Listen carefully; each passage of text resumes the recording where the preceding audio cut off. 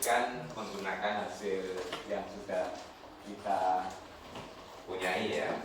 Kemarin kita sudah bisa menyimpulkan bahwa setiap permutasi satu cycle atau komposisi atau hasil kali beberapa cycles yang disjoint.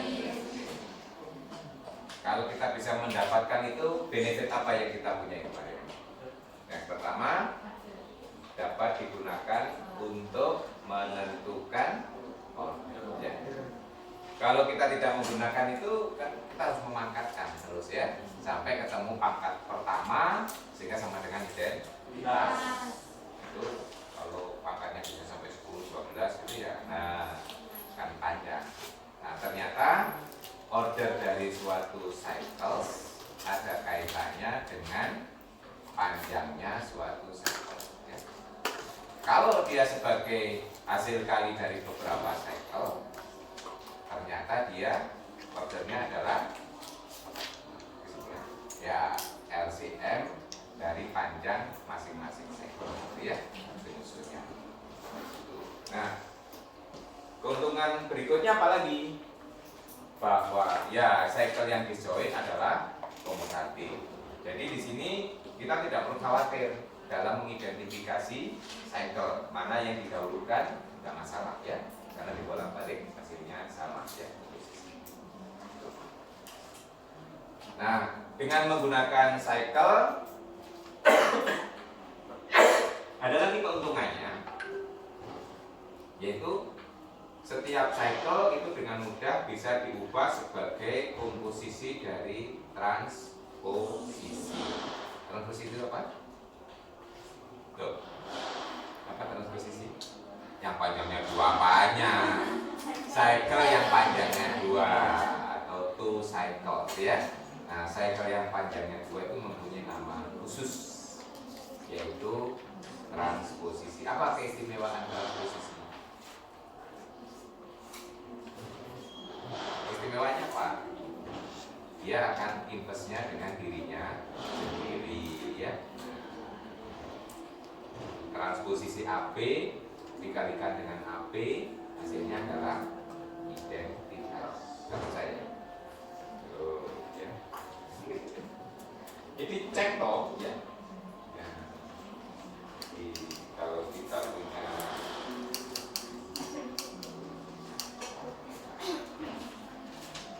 AB dengan AB,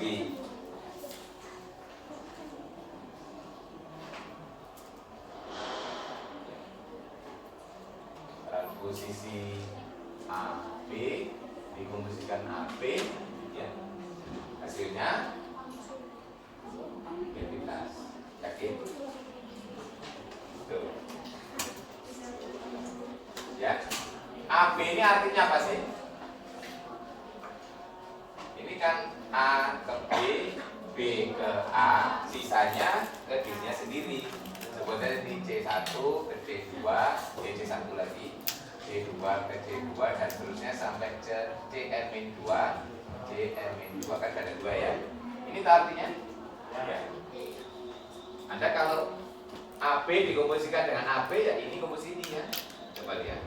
A kemana? A ke B, B ke A. Berarti A ke A ke B ke A ke B, dari B ke B, C1 ke C1, C1 lagi. Nah, akhirnya semua unsur ke dirinya sendiri. Ya. Jadi keistimewaannya transposisi itu adalah inverse-nya dirinya sendiri. Ya. Jadi secara umum nanti AP, nah, tapi penulisan ini apakah selalu hanya 2 unsur saja? Itu nanti pertanyaan lagi muncul ya. Yang kedua, yang istimewa lagi kalau kita punya transposisi A1, A2 sampai AK, ini bisa ditulis sebagai nah, A1 AK, A1 AK min 1 dan seterusnya A1 A2. Betul? Percaya? Dicek. Bisa ngecek? Enggak. Oh. Yang ngeceknya diubah ke apakah ini hasilnya ini kan? diubah ke sini. Nah, coba lihat ini. Atau mau langsung boleh. Kita lihat dari sini. Komposisi kan dari sini toh. A1 ke A2. Di sini oke, saya tulis sebelumnya ya. Di sini kan ini A1 A3 ya toh? A1 A2. Di sini kalau kita tulis ini ya, apa hasilnya nih? Betul enggak? Coba lihat. A1 ke A2. A2 A2 A2 A2 A2 berarti A1 ke A2. Terus A2 kemana sekarang? A2 ke A1 A1 ke A3 A3 kemana?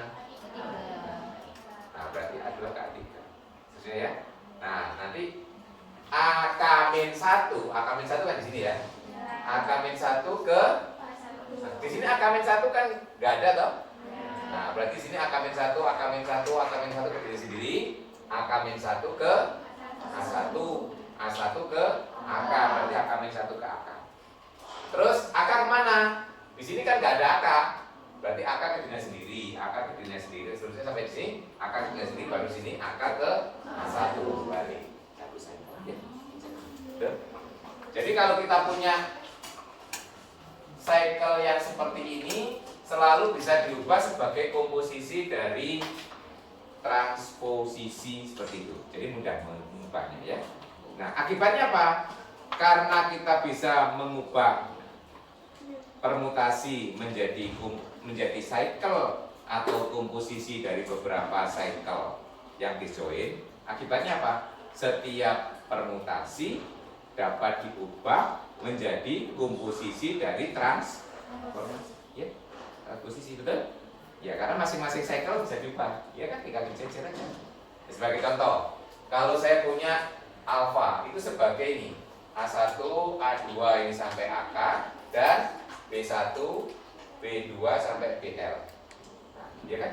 Nah, ini kan yang ini diubah menjadi A1 AK ya, dan seterusnya sampai A1 A2. Yang di sini B1 BL dan seterusnya sampai B1 B2. Gitu kan? Nah, nanti kalau punya banyak cycle ya tinggal ubah aja masing-masing. Ya. Begitu. Nah, sekarang pertanyaannya, apakah penulisan ini satu-satunya? Sebagai contoh, di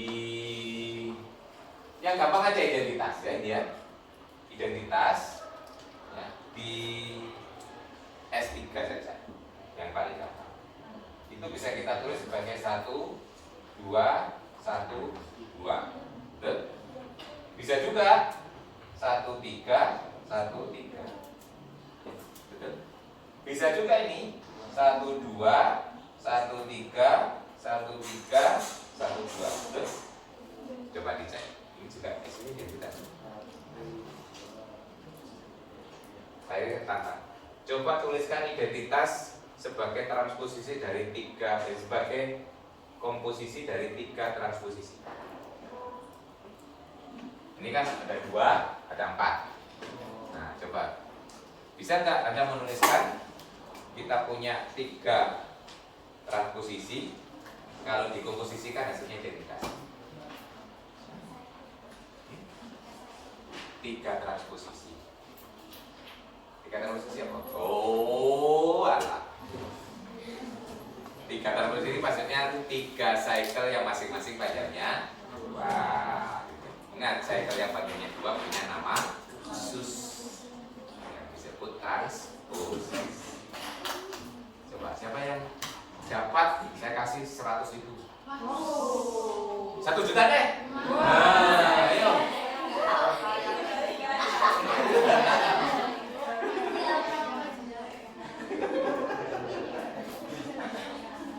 Coba cari 3 transposisi. Kalau dikomposisikan hasilnya identitas. Kalau nggak mau 100.000, 1 juta deh. Ya. Ada? Kenapa? Nah, ini nanti yang mau kita buktikan ya, bahwa walaupun penulisan itu tidak tunggal, nanti nanti dijamin yang tetap itu adalah genap ganjilnya, ya. Jadi kalau kita menuliskan suatu permutasi dalam sejumlah genap, konsisten genap terus. Kalau ganjil, ganjil terus. Gitu ya. Nah, sekarang coba, kalau nggak percaya coba cari permutasi yang kadang-kadang sebanyak genap, dalam posisi kadang sebanyak ganjil. Itu nanti tujuan kita kuliah hari ini salah satunya adalah membuktikan, ya. Oh, susah-susah dibuktikan buat apa itu? Nah, gunanya banyak nanti ya di dalam matematik. Kenapa ini jadi topik khusus sampai 2 kali pertemuan, gitu ya?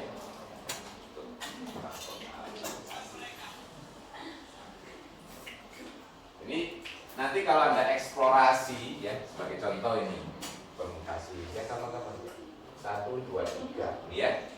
Ini bisa ditulis sebagai 1, 3, 1, 2. Ya. Kalau kita sudah menemukan 2, ini ya, awalnya. Anda akan mencari yang ganjil kan pernah ketemu. Ya. Nanti kalau genap kan nyambung. Ini juga bisa ditulis sebagai 1, 3, 1, 3, 1, 3, 1, 2. Ini juga hasilnya ini. Ya. Nggak percaya, itu.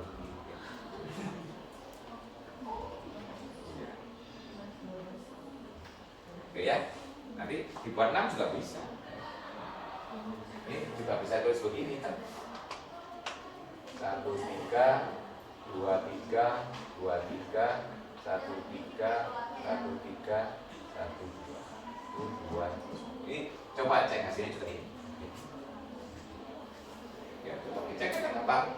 1 ke 2 ya. Ini tetap 2 ke 2, 2 ke 3, 3 ke 2, 2 ke 2, berarti 1 ke 2 ya. Terus 2 kemana? 2 ke 1, 1 ke 3, 3 ke 1, 1 ke 1, 1 ke 1, 1 ke 3, berarti 2 ke 3 loh. Apakah 3 ke 1? Coba cek. 3 ke 3, 3 ke 1, 1 ke 3, 3 ke 2, 2 ke 3, 3 ke 1. Jadi harus terampil ya, Anda mengkomposisikan cycle ya. Karena nanti sering kita menggunakan notasi cycle dalam menyatakan suatu permutasi. Karena itu adalah notasi yang mungkin bagus ya. Menuliskannya itu lebih gampang. Nah, ini 2. Ini kalau ada cari yang 3 nggak akan pernah ada, cari yang 5 nggak akan pernah ada, cari yang 7 nggak pernah ada, apalagi cari yang 1. Satu cycle yang panjangnya 2, gitu ya. Ini coba lihat, memperpanjangnya ini banyak tergantung dari identitas ya. Jadi sini nanti kalau kita bisa membuktikan bahwa memang identitas itu dapat dinyatakan sebagai cycle sebanyak, tentu cycle sebanyak genap, itu nanti akan memudahkan membuktikan yang. Jadi langkah pertama ini kita tunjukkan bahwa kalau identitas dituliskan sebagai komposisi dari sejumlah transposisi, maka dia akan sebanyak genap. Ya. Jadi kalau kita punya itu, nah itu yang harus dibuktikan pertama. Sifat yang pertama ya harus kita tunjukkan ya.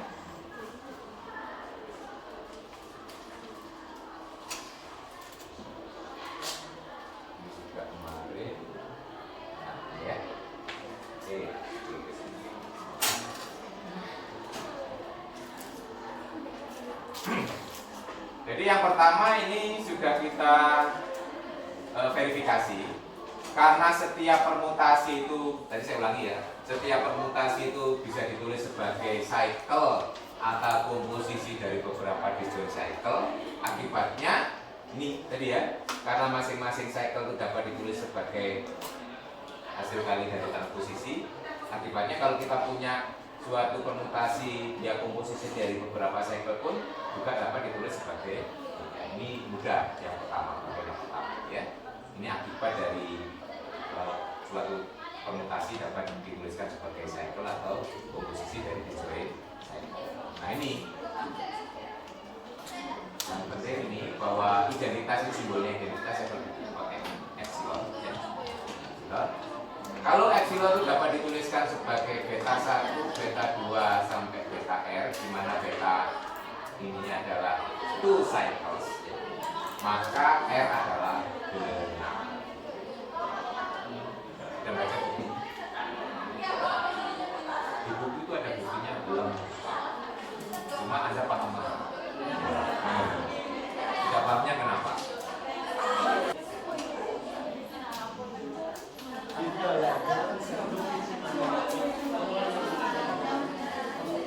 Nah, sekarang kalau Anda mau baca bukti ini menggunakan pola bukti apa? Bukti tidak langsung. Lihat kalimat pertama. Andaikan terdapat sebanyak ganjil, ya toh? Nah, di sini teoremanya mengatakan kan R-nya genap. Jadi di situ diandaikan R-nya ganjil, gitu kan? Di situ andaikan B1, BR sampai BR itu beta 1, beta 2, BR itu adalah sejumlah ganjil, ya toh? Itu sejumlah ganjil. Jadi ini kalau Anda nulis pakai versi bukti Anda, andaikan R ganjil, gitu ya. Pertama, kalau ganjil itu kan mulai 1 ya. Nah, 1 mungkin tidak, gitu ya pertanyaan saya. Pertama, mau dikatakan bahwa R sama dengan 1 tidak mungkin. Kenapa? Kalau R sama dengan 1 berarti identitas sama dengan cycle A, B, gitu ya.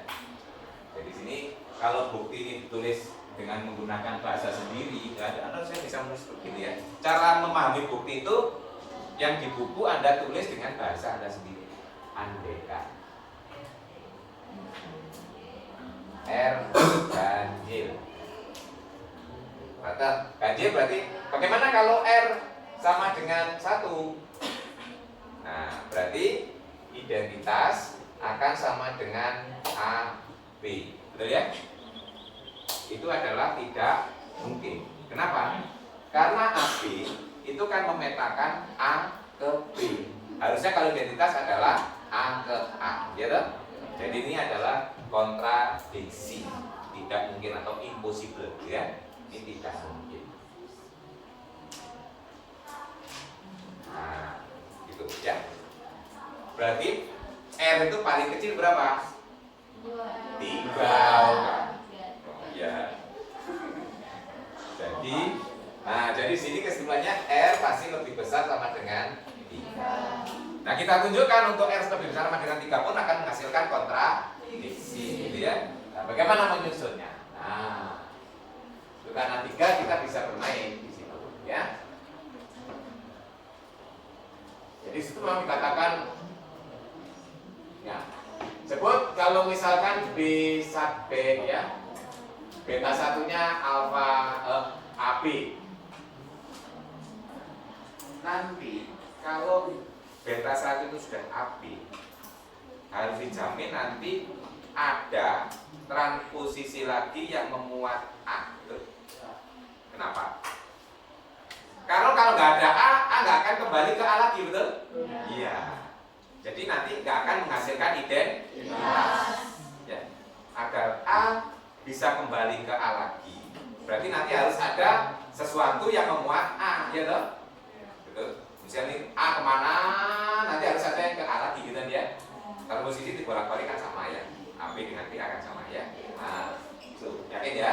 Jadi kalau dimisalkan tadi beta 1, jadi beta 1-nya itu sama dengan AB, berarti AB adalah transposisi yang pertama, berarti harus ada indeks I, ya, atau ada beta I yang memuat A, betul ya?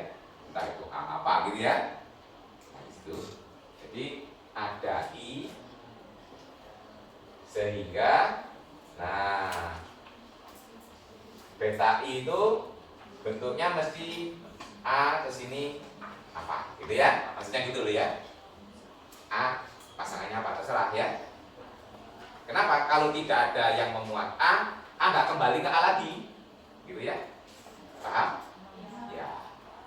Nah, terus sekarang kita pilih indeks I I yang paling kecil.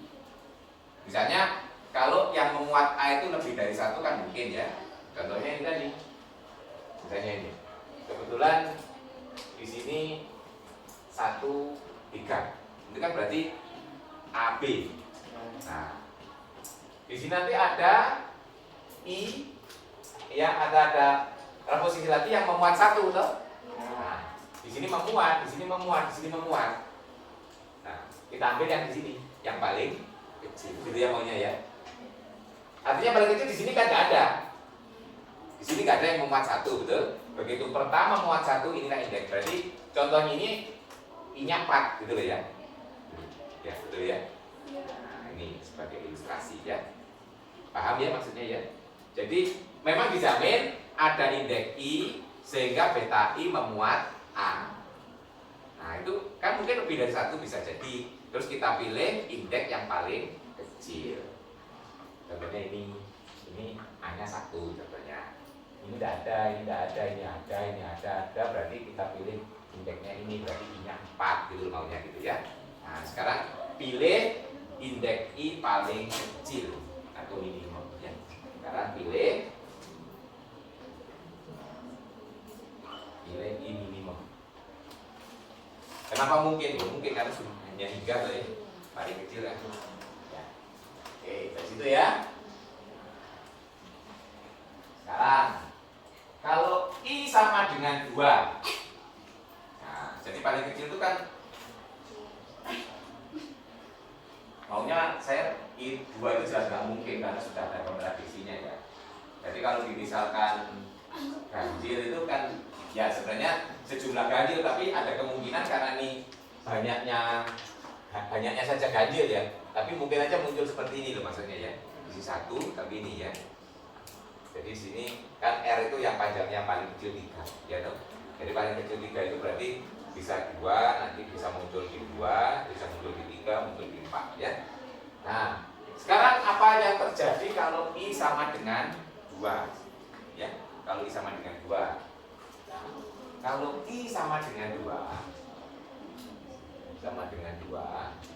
berarti di sini nanti kita punya ini yang kedua, beta keduanya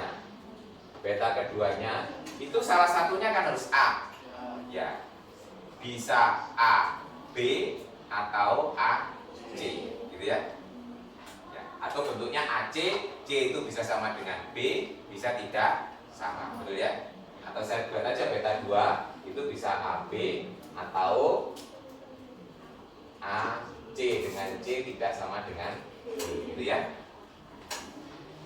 Apa akibatnya kalau beta 2-nya sama dengan AB? Nah, kalau beta 2-nya sama dengan AB, berarti beta 1, beta 2 sama dengan identitas, betul? Yang ini. Nah, di kasus ini yang kalau beta 2-nya, jadi ini kalau beta kasus pertama kalau beta 2 sama dengan AB ini. Berarti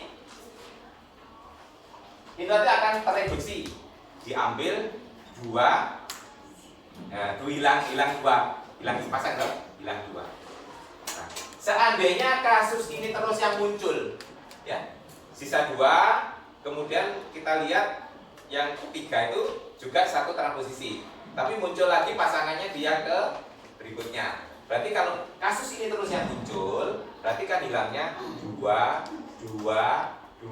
Berarti terakhir tinggal sisa 1. Betul? Kontra. Betul ya? Jadi kalau yang muncul terus kasus yang pertama ini, berarti kan 2. Terus hilangnya berarti kan 2 sepasang. Karena banyaknya ganjil, berarti terakhir sisa 1 kontra indisi. Ya. Nah, sekarang kalau yang muncul suatu saat muncul kasus ini, nah gitu ya.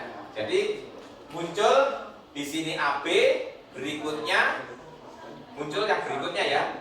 Nah, tapi dia bentuknya AC, ya AC. Nah, AC tapi dengan C tidak sama dengan B. Jadi ini tapi masih kasus 2 dulu ya, kita lihat kalau 2 dulu. Nanti kalau lebih dari 2 kan tinggal mengenerate gitu ya.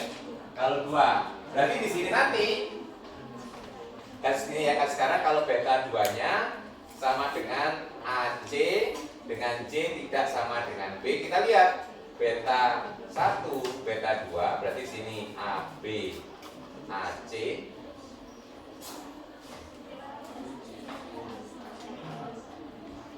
Nah, apa yang terjadi? Nah, lihat di situ bisa dibuktikan bahwa ABAC sama dengan ACBC. Jadi tinggal buktikan. Klaim bahwa ABAC sama dengan ACBC.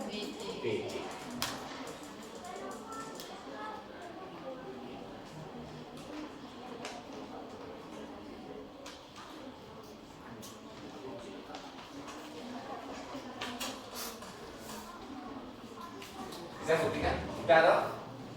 Coba di sini. Ini apa hasilnya? Dan A kemana? Ke C. Jadi yang kiri ya, coba yang kiri, yang hitung kiri. A ke C, C ke C. Berarti di sini toh. C ke A ke B. Nah, B ke B, B ke A. Berarti A, C, B toh. Ya kan, coba cek. A kemana? A ke A ke C. Betul? C ke B, B ke B. Terus B ke C, C ke A, B ke A. Ya, hasilnya sama kan? Berarti ini sama dengan ini. Akibat dari ini apa? Letak dari AC akan pindah ke depan, bergeser 1. Jadi yang tadi posisi beta 1, beta 2 bisa digantikan ini, dibalik posisinya. Ini menjadi beta 1 aksen, ini beta 2 aksen. Nah, jadi ini kali kasusnya 2000 ya. Jadi kita punya beta 1, beta 2 dan seterusnya tadi sampai BR bisa digantikan jadi beta 1 aksen, beta 2 aksen dan seterusnya. Ya, di sini tentu saja beta 3, di sini tentu saja beta 3 sampai beta R ya. Apa maknanya ini? AC yang tadi posisi kedua bisa menjadi posisi pertama, tapi AB-nya hilang, ya toh? Nah, jadi kalau nanti kemunculannya tidak harus di pertama, kedua, ini nanti akan kontradiksi dengan apa? Tadi indeks I kita ambil paling kecil, tapi ternyata nanti bisa maju di depannya 1 langkah. Nah, berarti kan jadi nggak paling kecil. Ya, paham? Jadi kasus 2 ini untuk memudahkan gitu ya. Jadi nanti pada kasus umum pun kalau indeks I ya, nanti ini bisa ditukar, ya toh? Misalnya pada posisi I dan I plus 1 gitu ya. Nah, ini nanti dengan sebelumnya asalkan ada A-nya itu bisa bertukar, ya toh? Tapi kalau tidak ada yang sama kan tetap komut gitu ya, bisa digeser kan? Nah, ingat apa? Cycle itu kalau dia disjoin bisa komut kan? Bisa tukar tempat. Nah, tapi kalau ada unsur yang sama harus hati-hati ya. Kalau ada unsur yang sama di sini ada A-nya. Nah, di sini ABAC ternyata bisa ACBC. Ini maknanya apa? AC tadi kita ambil dengan indeks I paling kecil. Terus di sini ternyata bisa berpindah 1 langkah di depannya. Berarti apa? Kontradiksi dengan pemilihan indeks I paling kecil. Ya. Jadi mula-mula indeks I-nya berpindah ke I min 1. Ya kan? Jadi mulai pertama sampai I min 1 itu nggak ada A-nya selain yang pertama itu ya. Jadi mula-mula dari awal sampai I min 1 tidak ada A-nya kecuali yang pertama, ya toh? Yang ada A yang pertama indeks ke I. Ternyata dengan menggunakan ini bisa di ya. Nah, jadi nanti kontradiksi dengan pemilihan indeks I paling ya, ya. Bisa digeser gitu.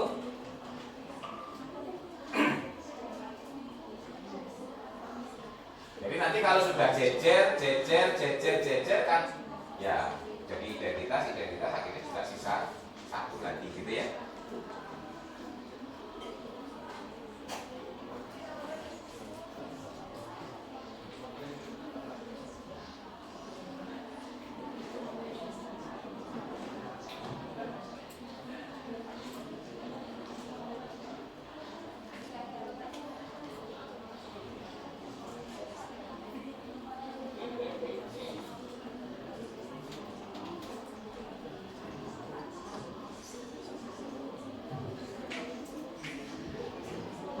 Jadi pemindahnya menggunakan aturan ini ya.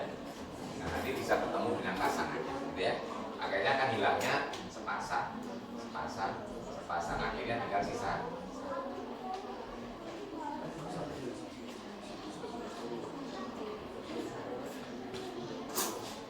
Ini sebenarnya masalah memahami atau masalah bahasa?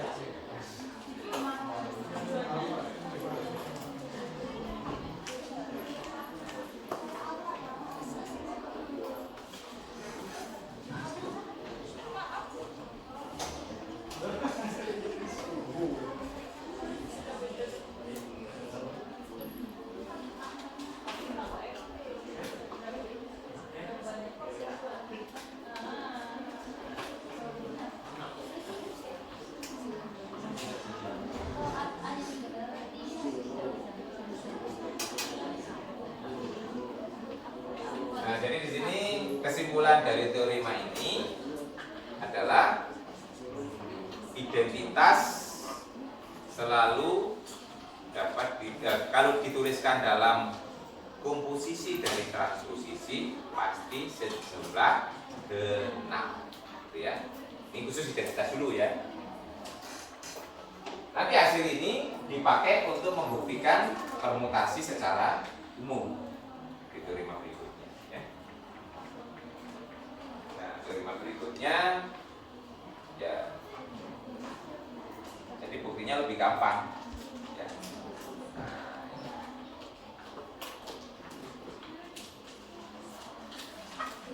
Jadi kalau kita punya permutasi dapat dituliskan sebagai dua ekspresi, yang satu sebanyak R transposisi, yang satu lagi sebanyak S.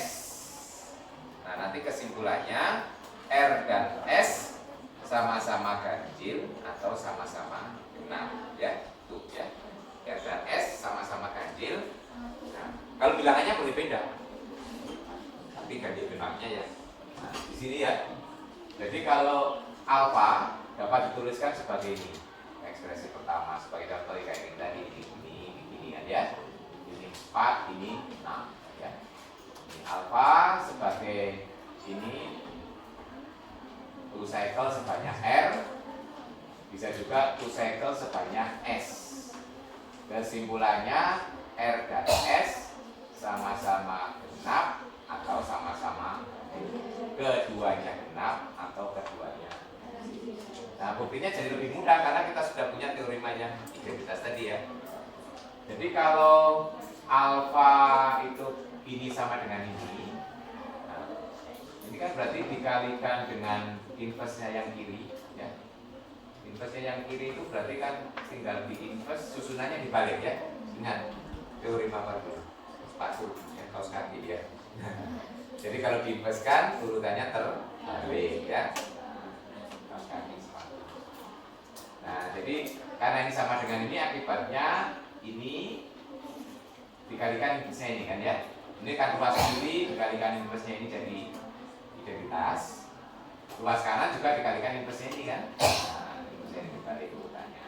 Padahal suatu transposisi inverse-nya dirinya sendiri ya. Jadi beta 1 inverse-nya ya beta 1, beta 2 juga beta 2. Maksudnya ini. Jadi akhirnya E dituliskan sebagai komposisi dari sejumlah berapa ini? S ditambah R, betul? Yang ini ada sebanyak S, yang ini R. Jadi total semuanya kan S ditambah R. Padahal tadi sudah dijamin identitas pasti sejumlah genap. Berarti R ditambah S harus genap. Kapan hasil tambah dua bilangan bulat itu genap? Sama-sama genap atau sama-sama ganjil, gitu kan? Makanya di kesimpulannya R dan S keduanya genap atau keduanya ganjil. Tidak mungkin satu genap satu ganjil. Paham? Nah, berarti sekarang kesimpulan yang kita punya ini, setiap permutasi dapat dituliskan sebagai komposisi dari transposisi atau cycle sejumlah genap saja atau ganjil saja, gitu ya. Gak mungkin kadang genap kadang ganjil. Jadi konsisten ya. Kalau sudah genap ya genap terus, kalau ganjil ya ganjil terus. Gak boleh kontak ya, konsisten. Nah akhirnya itu nanti bisa kita sebut untuk menamai suatu permutasi. Kalau permutasi itu dapat ditulis dalam sejumlah genap komposisi dari transformasi, kita sebut permutasi genap. Kalau penulisannya sejumlah ganjil, kita sebut permutasi ganjil. Nah, apa yang menarik dari sana? Kalau permutasi ganjil dikomposisikan dengan permutasi ganjil, hasilnya permutasi genap. Ya, ini sejumlah ganjil di total genap. Ya toh? Tapi kalau genap dikomposisikan dengan genap, hasilnya genap. Berarti kalau kita punya himpunan, kumpulan ya, permutasi ganjil kita kumpulkan dalam satu himpunan, permutasi genap kita kumpulkan dalam satu himpunan. Terus kemudian kita beri operasi komposisi. Yang close yang mana? Yang close, tertutup. Yang berarti artinya apa? Komposisi well defined pada himpunan transformasi genap. Pada ganjil tidak well defined karena hasilnya tidak ganjil kan. Nah, berarti yang ganjil bukan, gitu. Nah, yang genap dirambut lagi, diurus, gitu ya. Karena genap dikomposisikan genap hasilnya genap. Nah, sekarang pertanyaan berikutnya, kalau kita mau mengarah ke subgroup, kalau kita ketika berarti close operasinya ya, transformasi genap dioperasikan transformasi genap, hasilnya transformasi genap, berarti close under operation. Nah sekarang tinggal lihat close inverse-nya. Pertanyaannya, apakah inverse dari transposisi genap permutasi genap itu adalah permutasi genap? Iya. Tadi ingat suatu inverse ya, kan tinggal dibalik aja urutannya. Padahal inverse dari two cycle juga satu cycle. Jadi totalnya tetap lah. Ya. Jadi genap inverse-nya juga genap. Kemudian syarat lagi tidak kosong jelas, karena identitas termasuk permutasi genap. Berarti himpunannya tidak kosong. Subset ya, karena permutasi genap himpunan bagian dari permutasi AN itu ya. Nanti himpunan itu kita sebut dengan AN ya. Himpunan semua permutasi genap kita sebut dengan AN. Akhirnya dengan menggunakan apa itu? Two step ya, subgroup test bahwa AN merupakan subgroup dari SN. Nah, itu yang sering disebut nanti alternating sub. Itu sejarahnya. Nah ini tadi sejarah. Kenapa? Karena sudah dapat orang, kita kan tinggal menelusuri saja kan, kita nggak menemukan ya.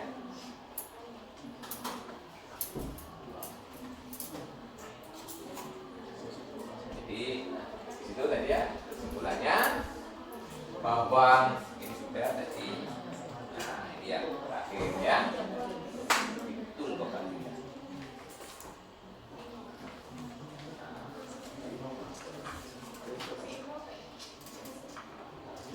terakhir itu bahwa himpunan semua permutasi genap itu membentuk subgroup. Itu yang disebut dengan alternating subgroup. Gunanya apa? Ya. Sudah baca?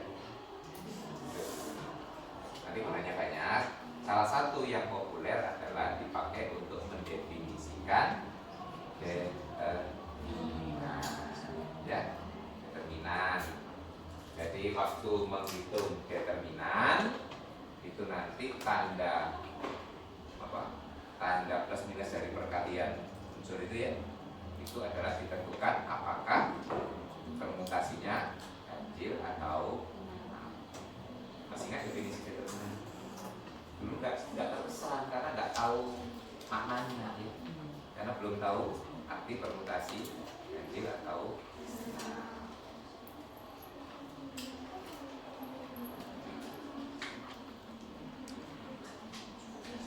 nah ini nanti menjadi kajian menarik ya untuk SNAN ini nanti akan dipakai untuk role model lagi dalam pembahasan berikutnya. Karena grup permutasi termasuk grup yang tidak komutatif ya. Dan eksplorasinya sudah kita gali sekian banyak dan nanti berikutnya jadi lebih mudah untuk menggunakannya sebagai model ya. Nah,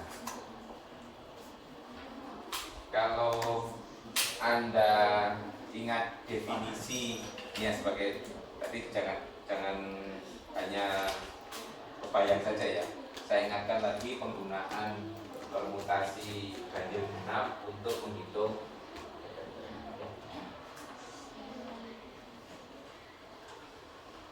kalau saya punya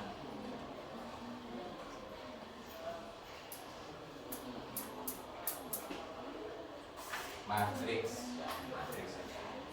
ingatkan ya, matriks 2x2 dulu ya kan, A1 A11 A12 A21 A2 ini A. Apa determinan dari A itu? A11 A22 dikurangi A12 A1 ya. Ya. Ini ada hafalan atau berdasarkan definisi.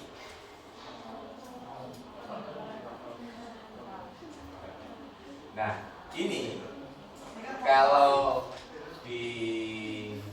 menurut definisi ini harusnya gini tulisannya ya. A1 sigma 1 A2 sigma 2 ya. Nah, ini sebut aja sigma 1 ya.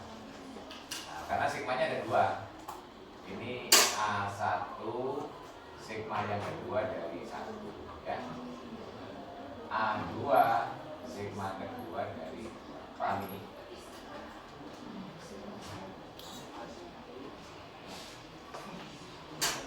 Ya, kalau saya tulis ini aja lah. Ini sebenarnya kita pakai S2. Ya, dan kalau saya tulis dulu biar ini saya bilangkan dulu nanti ikuti dulu ya. Nah, oke. S2 isinya kan identitas. Sebut aja satunya sigma, betul gitu ya? Ya. Identitasnya itu berarti ini 1 ke 1, 2 ke 2, gitu ya? Saya tulis. Sigmanya 1, 2, ini kan ya? 1 ke 2, 2 ke 1 ya. Nah, ini adalah permutasi genap. Ini adalah permutasi ya. Ini sebenarnya yang ini adalah identitas, yang ini adalah sigma.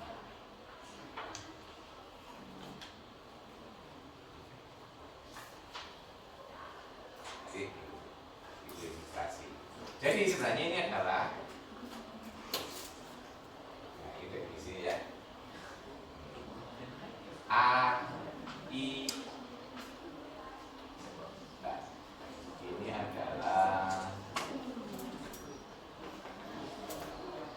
karena ada 2, berarti ini A1 sigma, nah ini tandanya juga A1 sigma 1, A2 sigma 2, ini adalah sin dari sigma, ini adalah sigma anggota S. Ya, gitu ya. Nah, ini definisinya.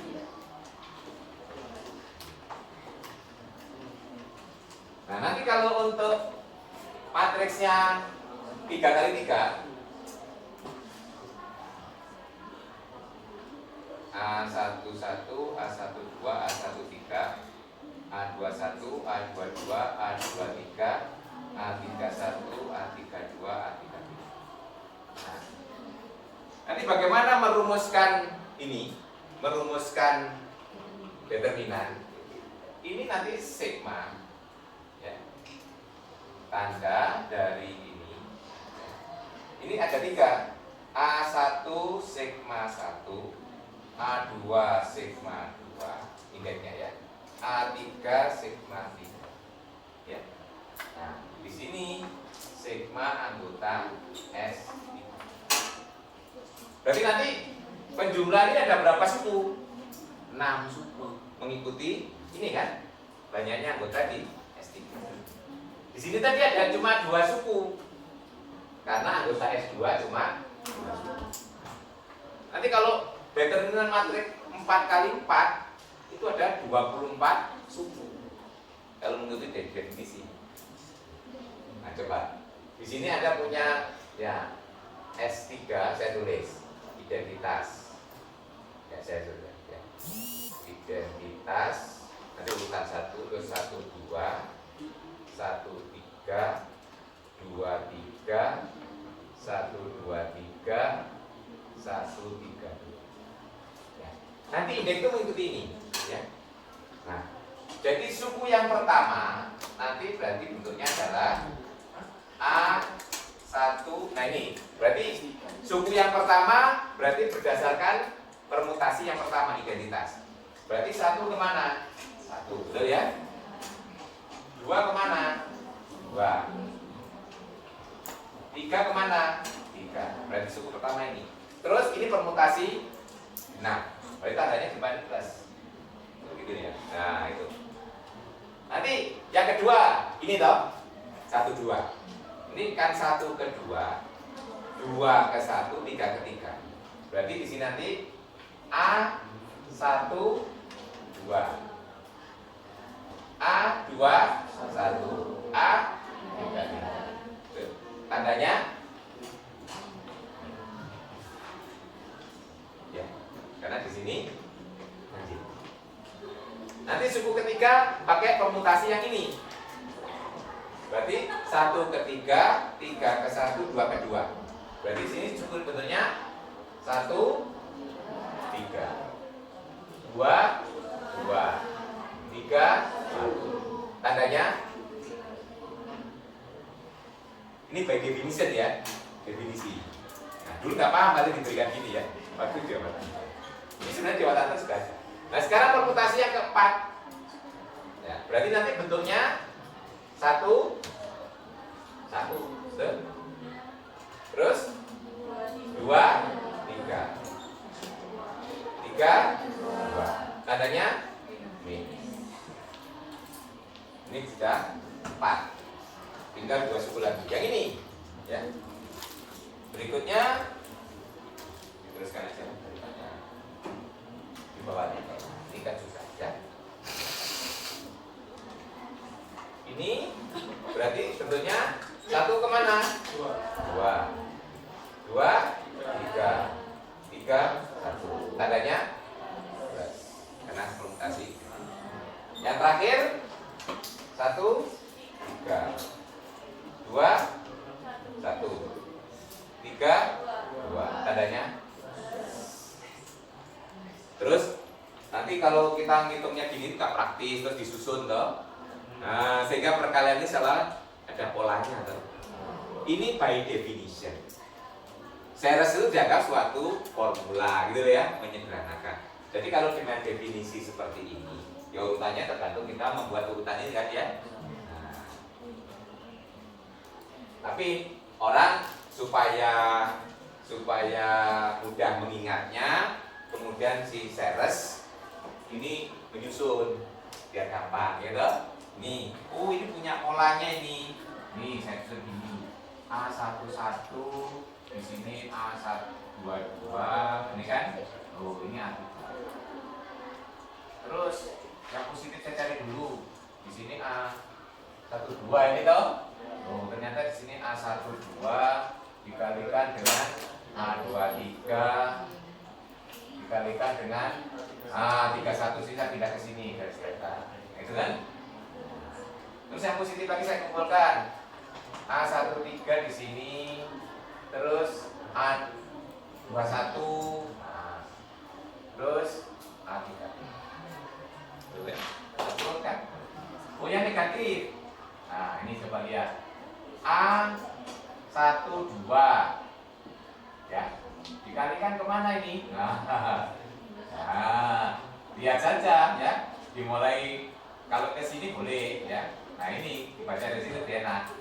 A33, A21, di sini kurang A1.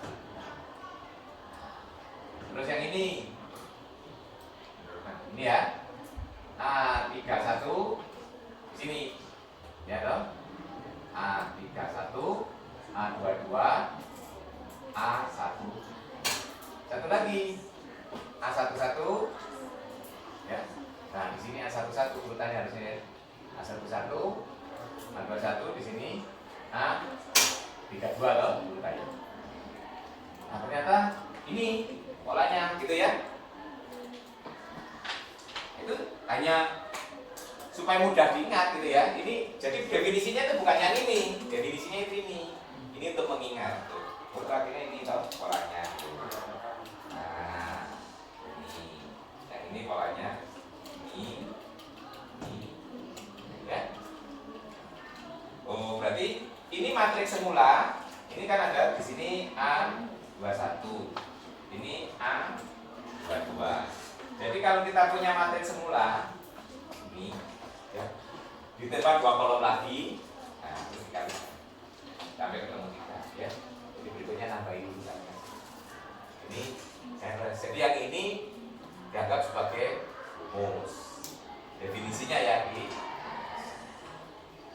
Jadi nanti kalau mau membuat definisi ini dengan untuk matriks 4x4, ya harus cari S4, gitu.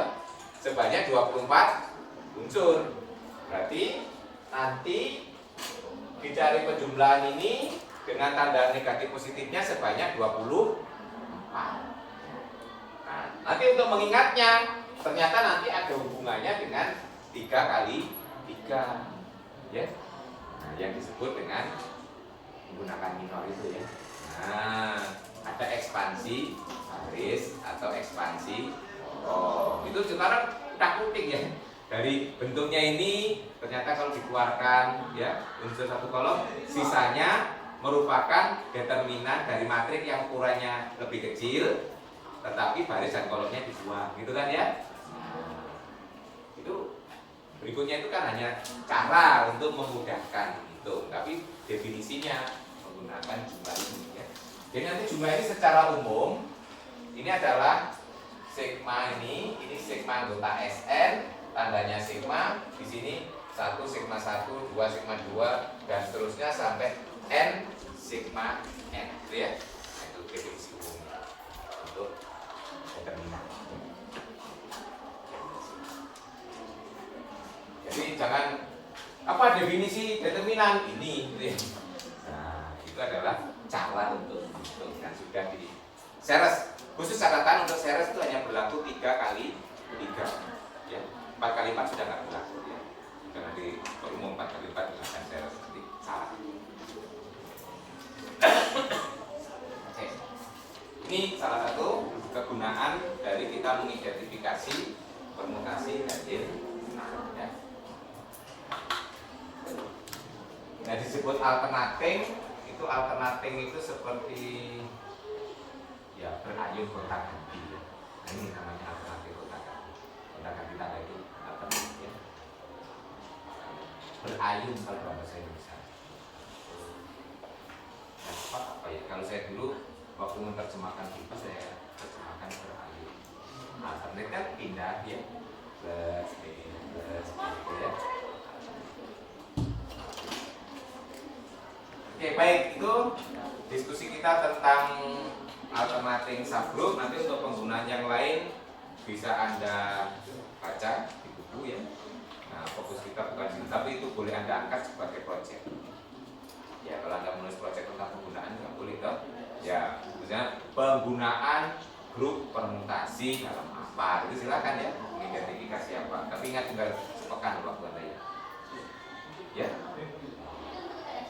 Tuh. Pada saat UTS kan Anda sudah harus menyetor judul dan sumber referensi. Betul? Gitulah. Makanya lihat di pertemuan ke-8 itu ada jadwalannya ya. Tapi sampai saya beri waktu sampai sepekan berikutnya ya, sampai 1 hari sebelum kuliah berikutnya, nggak pas pertemuan ke-8 ya. Ada waktu. Berarti mulai sekarang berarti ada 2 pekan selesainya. Oh iya, tetap. Cuma bobotnya kan nggak besar banget. Yang besar banget adalah proyeknya 50%. 50% sudah jadi. Oke, 50 sih jalur 55. Nanti UTS UAS itu paling masing-masing 20%. Nanti yang 10% dari keaktifan dan tugas-tugas, ya. Ya, itu kan ada formatnya jadi kan belum? Oh iya. Jadi nama, identitas, judulnya, terus sumber referensinya apa saja, nanti tapi referensinya juga diupload gitu ya. Anda menemukan artikel itu kan kayaknya ada gitu ya. Nah, kalau buku jangan buku satu, covernya aja gitu aja. Tapi kalau bukunya kecil nggak apa-apa kalau dalam bentuk file 4 ya. Itu kan ada batas maksimumnya berapa gitu ya. Yo. Kan Anda harus sudah dapatkan, nggak perlu kalau seterusnya. Itu otomatis saya asumsikan Anda sudah mendapatkan barangnya kan, tinggal menyusunnya gitu loh ya. Jadi sampai pertengahan semester itu Anda sudah dapat bahan. Nanti nyusunnya separuh semester berikutnya. Makanya dulu KPD kan wanti-wanti jangan nyarinya pas belakang kan. Tapi nggak apa-apa, masih ada waktu 2 pekan ya, masih aja. Jadi ikuti aja format itu tulisnya ya.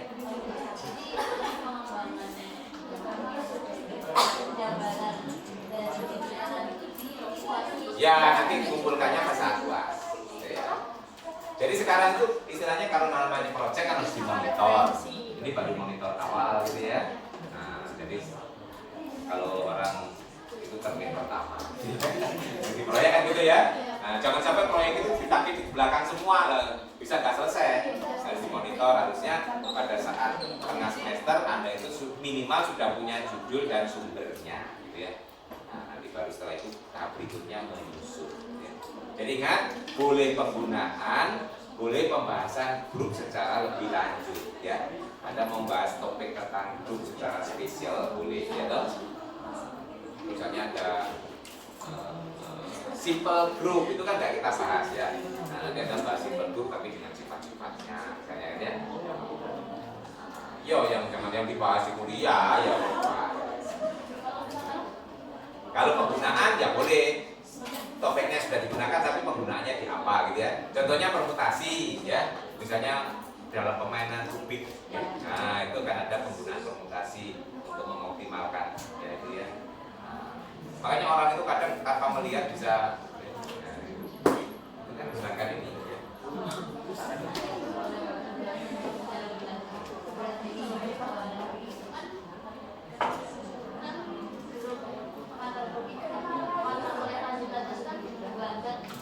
Enggak boleh belakang, karena tetap ada topik grup. Nah, topik grup. Iya, sudah beda. Antara grup dan belakang itu beda. Strukturnya ada beda. Kalau grup itu cuma 1 operasi, gelang ini 2 operasi. Jadi strukturnya beda. Ya memang kelanjutannya tapi beda karena gelanggang kalau dibatasi dengan 1 operasi satunya itu kan jadi grup gitu ya. Tapi secara struktur nggak sama, nggak bisa dibanding gitu ya. Jadi pengembangan grup loh ya, jangan ke belakang ya. Tetap grup tapi spesial topik gitu ya. Misalnya tentang grup silo ya. Nah, itu kan yang kita diskusikan di sini. Kalau anak murni itu nanti masuk di mata kuliah pilihan gitu ya. Silo grup gitu ya. Nah, itu contohnya. Jadi ada simple group, composition of abelian group juga yang punya struktur gitu ya. Nah itu kok silakan diekspor. Ya, tapi nanti harus sudah dilaporkan ya pada ya paling akhir waktu aplikasinya.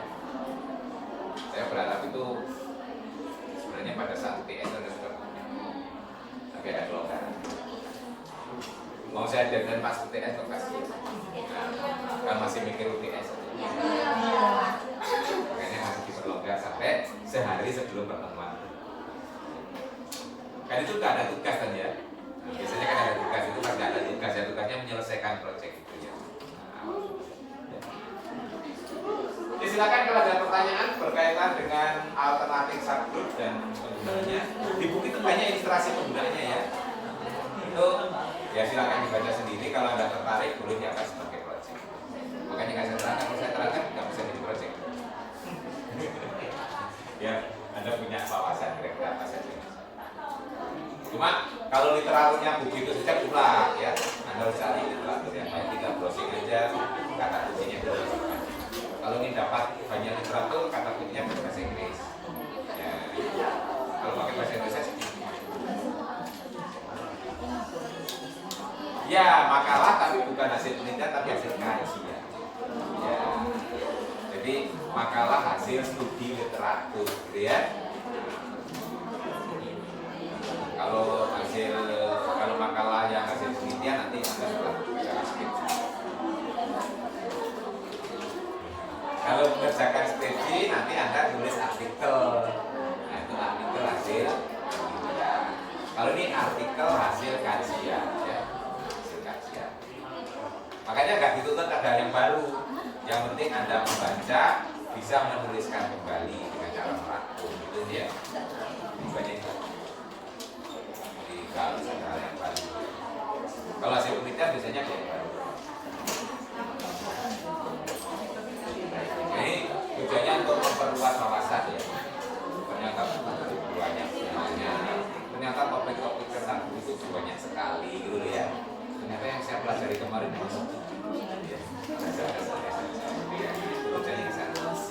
tujuannya bukan membuat Anda menjadi lebih takut, tapi justru penasaran ya. Betul-betul Anda tertarik masuk S2 murni ya. Juga apa kan? Banyak loh yang dulu itu backgroundnya pendidikan, S2-nya ngambil matematika, termasuk saya ya.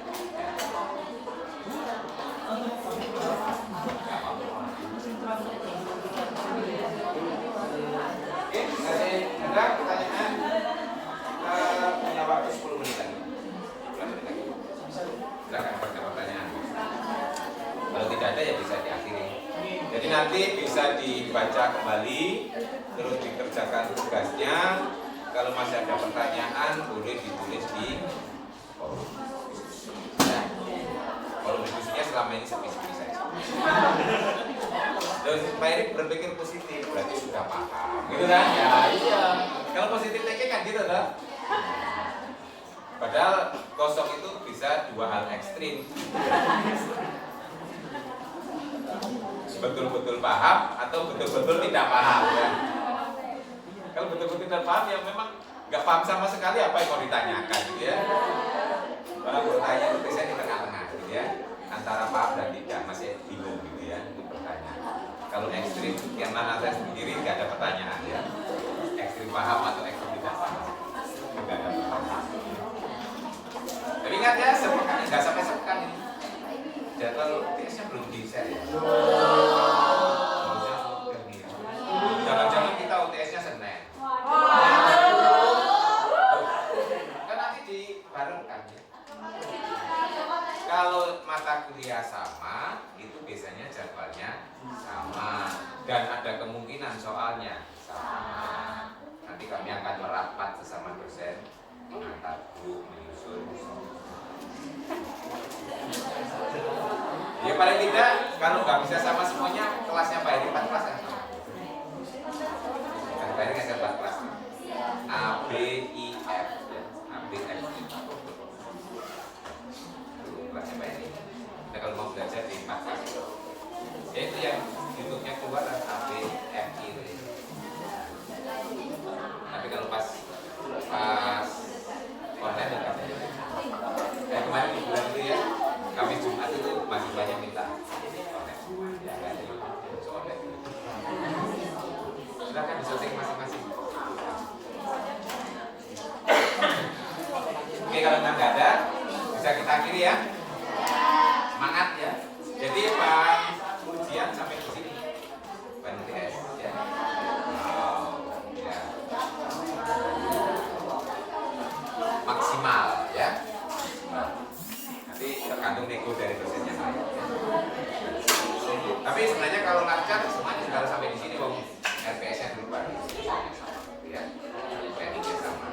Kebetulan kelas ini kalau nggak masuk kan tetap tergantung online atau progres ya. Bakal ngerti atau tidak tergantung Anda.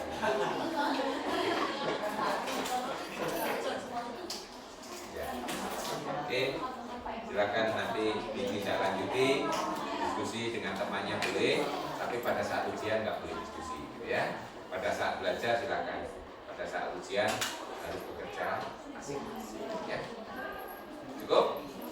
Ya, insya Allah kita ketemu lagi saat ujian, ya, saat jadwalnya UTS. Oke?